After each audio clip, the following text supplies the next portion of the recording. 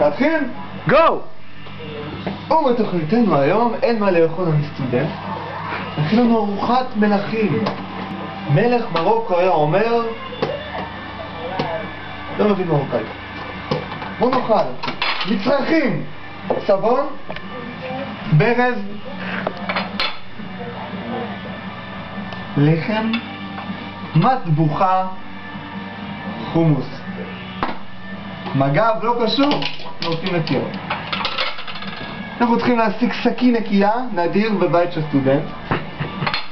אתה לוקח את הלחם, אתה, את, אתם, אני, לוקח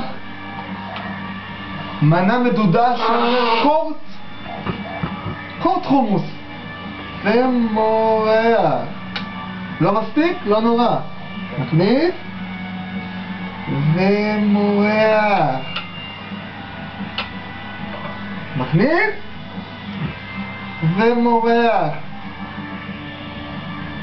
למה זה חשוב להכניס ולמרוח?